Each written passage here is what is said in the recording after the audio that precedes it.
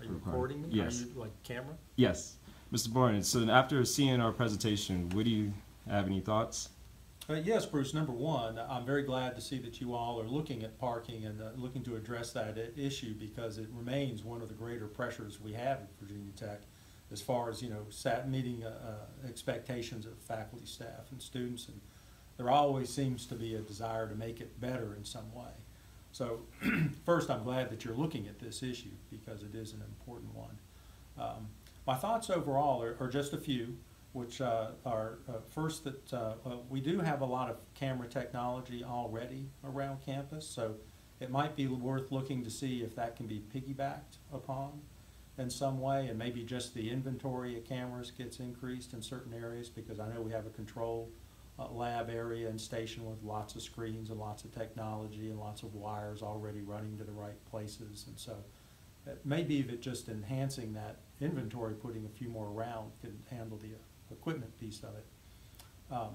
On the app, here's just a few thoughts, which are all depending on how the interface of it works. We might want to, to push down the idea of people looking at their phone while they're driving in a heavily congested area, lots of pedestrians moving around. And so I'd be interested if you all could explore maybe something that worked off a voice command as opposed to, maybe an image all the way, and something that maybe not said, hey, space number 5 is open, but just kind of say, in the Prices Fork lot is 90% full, the Life Sciences lot is 99% full, and the Stadium lot is 30% full.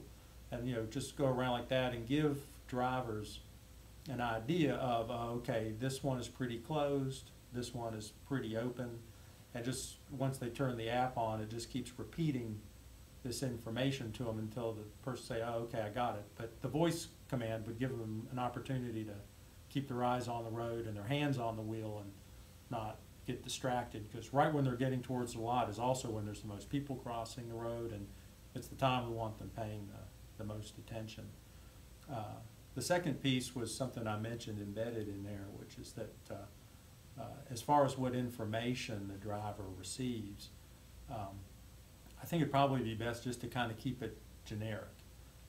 In other words, you're giving percentages at a pretty high level. I don't even know if I'd say what spots, or how even a specific number of spots, but just more like it's a green means it's open, a yellow means it's 75% or more full, and red means it's 90% more full, just so people generally know, I'm not going to bother to steer this direction, I'm going to head over this way. So I think something that could piggyback on existing infrastructure and technology as much as possible would help break down cost barriers to implementation.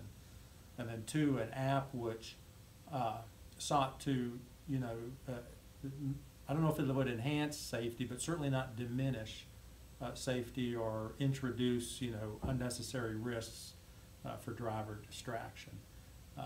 And those would just be my only thoughts to you. If anything, I think that could help people as they enter campus have the better shot of getting to a spot quickly, and thus not being disappointed or being irritated driving around is very good. So I appreciate the opportunity to comment.